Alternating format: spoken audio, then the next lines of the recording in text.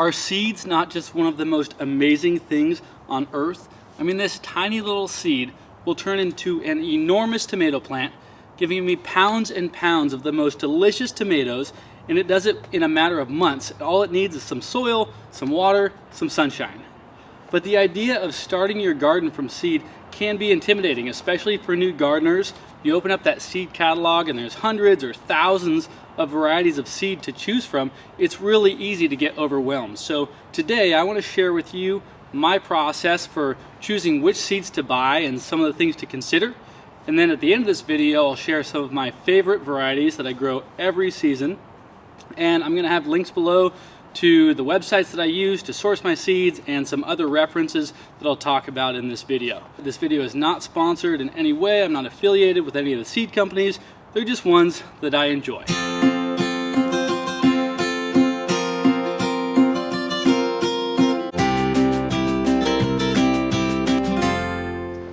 I'm Kyle from Urban Farmstead, and if you follow me on Instagram, you probably already know that my wife and I recently moved from our urban farm where I started Urban Farmstead to our new home that has a completely empty backyard, much like that one did only a few years ago. And by popular demand, I've decided to share the entire transformation with all of you through this YouTube channel. So if you want to follow along as we transform this empty backyard into another thriving urban farm, click that subscribe button below. What better way to start this entire process than to share with you one of my favorite things to do every January, which is shopping for seeds. But shopping for seeds for me, it doesn't start every January. It really doesn't ever start or end. It's an ongoing process that started from my very first garden, planting a few seeds, seeing what grew, and then after that, figuring out what I wanted to try the next season. I get ideas about what I want to grow each season from all sorts of different resources, whether I'm scrolling through Instagram and seeing what other people are growing, or I'm flipping through a seed catalog, or I eat something at a restaurant, all sorts of ways to find what seeds I want to grow. And I just keep a notes app on my phone so I can write down the name of that variety as soon as I find out about it. And then when it comes to shopping for seeds, it can be really tempting to just start flipping through that Baker Creek seed catalog or scrolling through Johnny's seed website and just filling your cart with all of these beautiful seeds. And you should, because that's a lot of fun and I do it all the time. But it's a lot like going to the grocery store on an empty stomach with no list, and you come home and realize you bought all sorts of things you probably didn't need and maybe can't even use. So my advice is, before you start looking for seeds, especially if you're new to gardening, figure out the limitations of your garden. And while some of those limitations are going to be discovered over time through trial and error and growing things in your own garden, there are a few things that you can figure out right now to really narrow down what seeds will actually grow in your garden. Of course, there are a lot of factors that will affect your ability to grow certain fruits or vegetables, but the two main things to consider are your agricultural zone and the amount of days in your growing season. You can find those both out through a quick Google search, check the Farmer's Almanac, or just scroll below. I've added a link to help you find that out. For us here in Sacramento, we're in zone 9B, and our growing season is almost 300 days. That's the amount of days between the last frost of spring until the first frost of fall. And it's basically that window when we can grow any of our frost-sensitive plants like tomatoes and peppers and a lot of other things.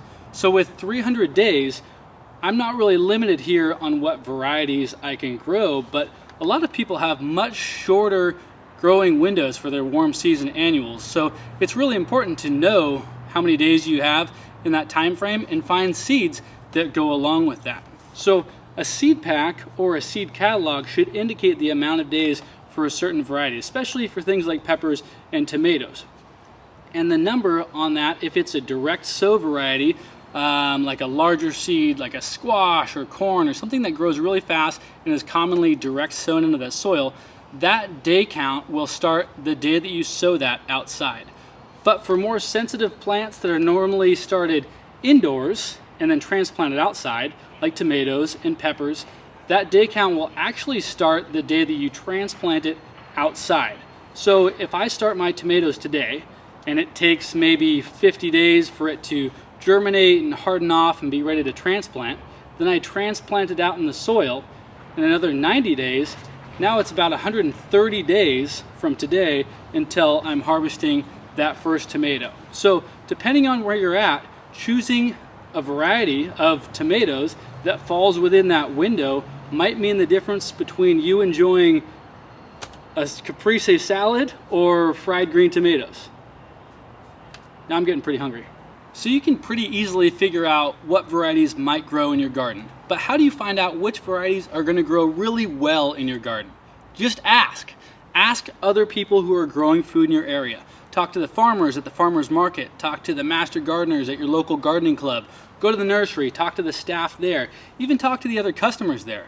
I love having conversations with other customers when I'm picking out seedlings, asking them their favorite varieties and what they like to grow, what hasn't worked for them, because I can only grow so many different varieties of cucumbers in a season. And I'm gonna pick a few that I know are gonna do well, maybe trial one or two new ones. But if I can get information about the experiences of other gardeners who are having success with certain things, then I'm definitely gonna try them out if I know that somebody else is having success with these varieties in my area.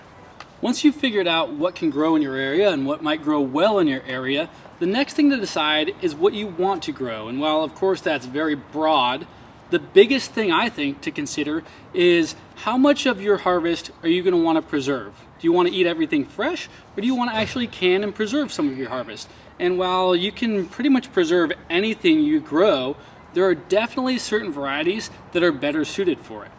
You can pickle any cucumber, but there are certain varieties of cucumbers that were specifically bred to be pickling cucumbers. You can make tomato sauce out of any tomato, but you're gonna have a lot better tomato sauce out of a San Marzano than you are out of an early girl tomato. So choose varieties that are gonna be suited for what you wanna do with them. I love looking through seed catalogs and thumbing through the seed packs at my local nursery, and it's almost always the picture that draws me in. But it's so important to flip that seed pack over, read the information on the back, and actually understand what it all means. Because while the picture on the front of the seed pack might make me think I'm buying a 65-day indeterminate heirloom tomato, it's actually a 95-day determinate hybrid tomato. And if that all sounds like Greek to you, that's exactly what I'm talking about. Any seeds that you buy for your home garden will either be open pollinated seeds, often labeled as heirloom, even though those terms are not exactly interchangeable, or hybrids. So open pollinated seeds are seeds that come from any variety that is pollinated naturally without being crossed with another variety. So you can save those seeds and replant them year after year. And an heirloom is just an open pollinated variety of seed that has been passed down from generation to generation. Hybrid seeds are the result of intentional cross-pollination between two genetically distinct varieties in order to take advantage of specific traits of those two parent plants. And the result is usually a variety that's more resistant and vigorous than those initial varieties. But the disadvantage to growing hybrids is you can't really save the seeds. I mean, you can save the seeds and you can replant them, but they won't grow to the variety that you started with like you can do with an heirloom. So while there are definitely disadvantages and advantages to both hybrids and heirloom, you can't really say that one is better than the other. It's a lot about opinion and choice and what you choose to grow. Personally, I grow some heirloom, I grow some hybrid because there are heirlooms and hybrid varieties that I really enjoy to grow. So that decision is up to you. Another important distinction specifically with tomatoes is determinate versus indeterminate. So a determinate tomato will be a small bush-like tomato plant that has one crop that's going to all ripen at once, and Roma tomato is a really popular example of that. Whereas an indeterminate tomato is going to be a large vining plant that continually produces fruit all season long. I'd say the majority, probably the vast majority of tomato plants you see will be indeterminate varieties, but they should both be labeled specifically for which one it is. Another thing you want to look at is disease resistance. Not all varieties of plant, heirloom, or hybrid will list diseases that they're resistant to, but some of them have been specifically bred to resist certain diseases. And if you live in an area that's more susceptible to something, or you've had tomatoes or peppers before that have died early because of a disease, then maybe you want to look for varieties that are resistant to that. For me, it was nematodes. We had nematodes in our soil, so when we would grow most varieties of tomatoes and a lot of other plants, they would only live about half or 2/3 of the season before they would die from nematodes. So I started looking for nematode resistant varieties, whether it was squash or peppers or tomatoes, and I actually had a lot longer of a growing season once I started growing with them. So look at the seed pack, see what it says. A lot of times it can be just an abbreviation. Like for nematodes, sometimes it'll just say N, and there's a lot of other things that are abbreviated there with the resistances. So I put a link below to help you kind of thumb through what some of those abbreviations might mean. So once you know what you're looking for, what's a good place to actually find those seeds? Personally, I love checking my local nursery first because I love supporting local businesses and shopping local whenever I can, even if that means I'm paying a couple extra bucks to buy it local versus buying it on the internet. And in the case of seeds, that's usually not the case. Although it doesn't necessarily mean that I'm just going to go to my local nursery and buy whatever is on the shelf and overlook all my favorite varieties just because that's all they have. No, but if I can find my favorite varieties at my local nursery, I will definitely source them there. And let me be very clear, when I'm talking about my local nursery, I'm not talking about the nursery section at Home Depot. I'm talking about small business local nursery. Support them first if you can, if you have one. If you don't have one, I mean, that's the reason right there. It's because the internet, it's because the big box stores and those things. So if you have one, hang on to it, support them as much as you can. But if I can't find a certain seed that I'm looking for, I usually source it online. And even when I do find that at a nursery, I usually find out about it online because the websites actually have a lot more information than the seed packs do. Well, there's a lot of important information on the back of this seed pack, and a really nice picture right here. This is a Baker Creek seed pack.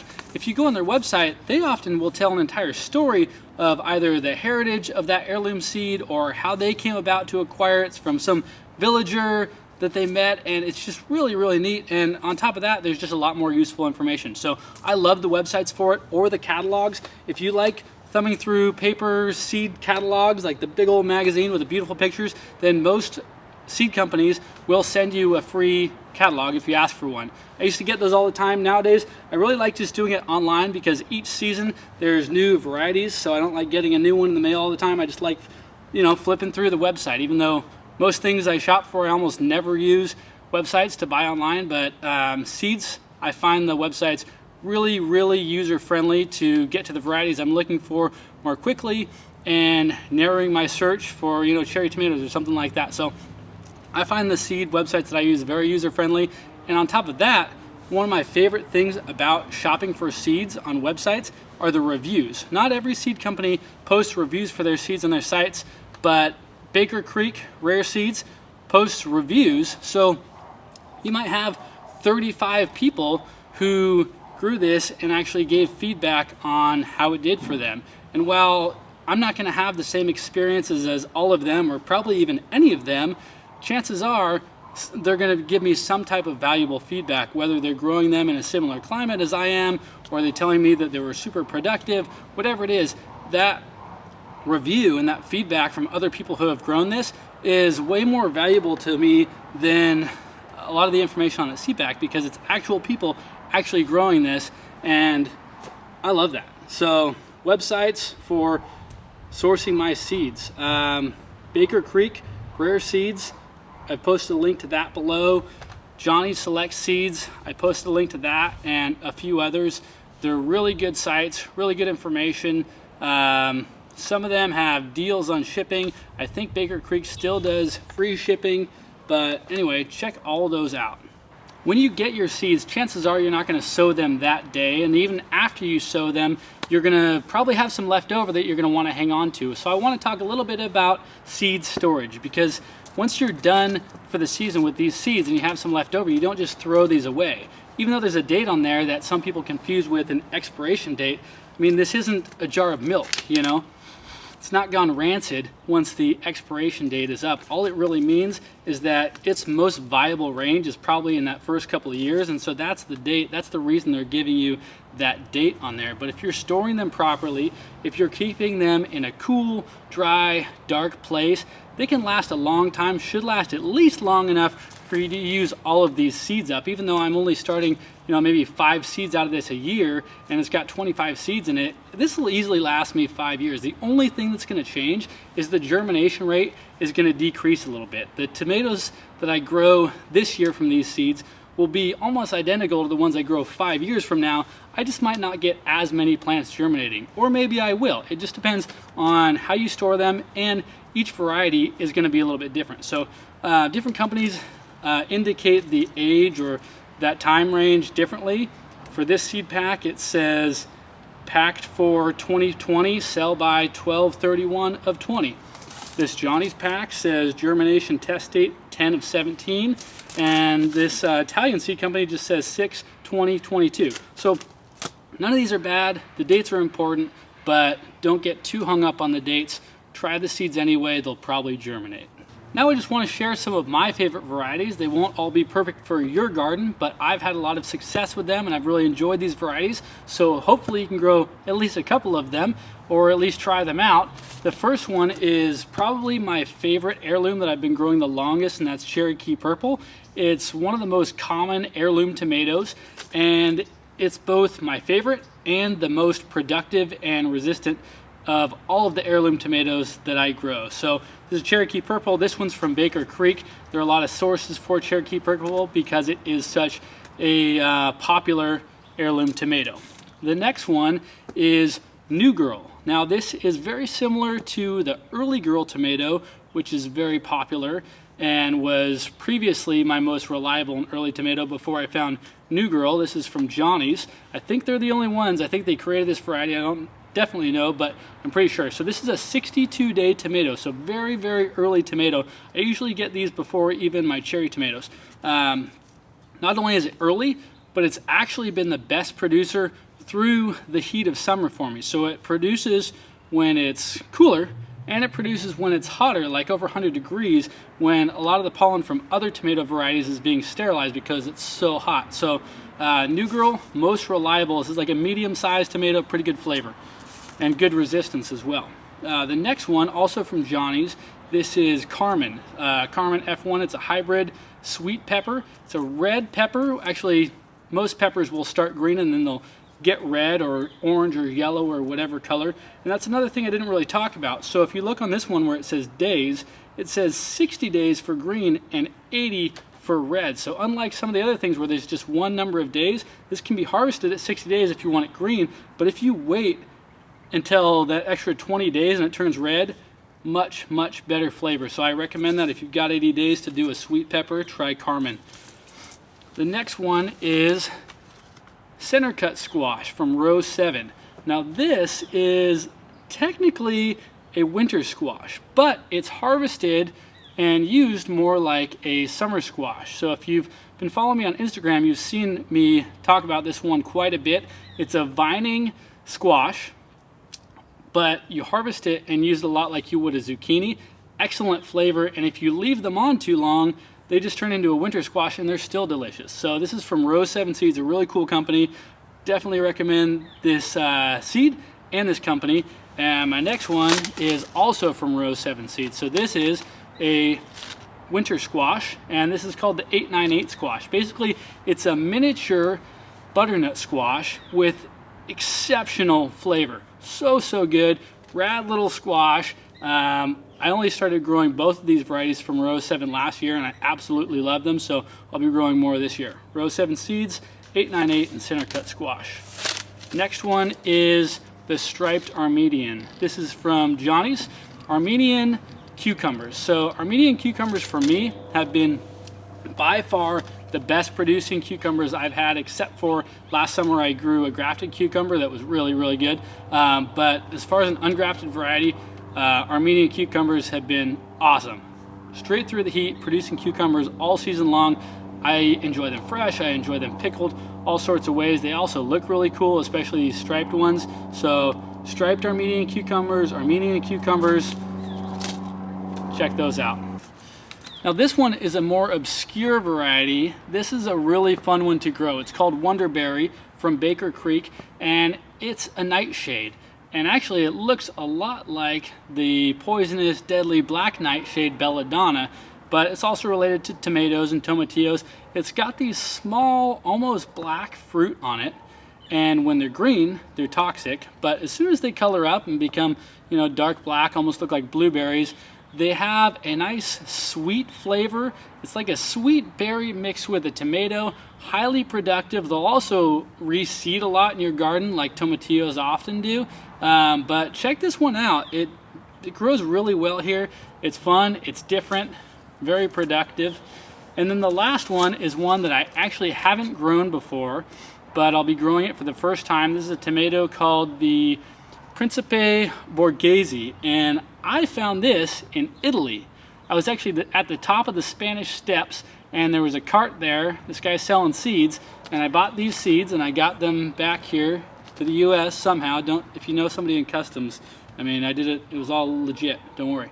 But the coolest thing about this tomato is that this is a variety that's grown for storage, and it's not like storage like sun-dried or canned or something. It's fresh storage. These are all over Italy in fall when I was there. Basically, they grow these tomatoes, they have pretty thick skin, low amount of seeds, and they'll hang them on strings in these big bunches and just hang them in a root cellar or a kitchen and continue to harvest them from the stems of these plants for months, and then they just crush them and they put them in pasta, put them in pizza. They just preserve really, really well just hanging fresh like this. So I'm really excited to see how well they do here and how they store. So that's it for these awesome varieties that I'm recommending. Obviously I have a lot more. I could go on and on and on, but I won't get too much more into that in this video. Thank you so much for watching basically my first video in this YouTube series. And as I said earlier, if you're interested in seeing how we transform our new yard into another urban farm, please hit the subscribe button.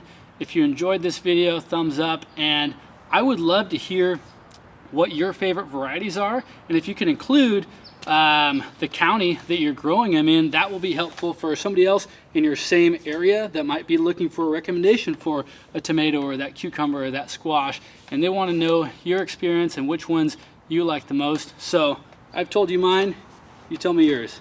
Happy gardening.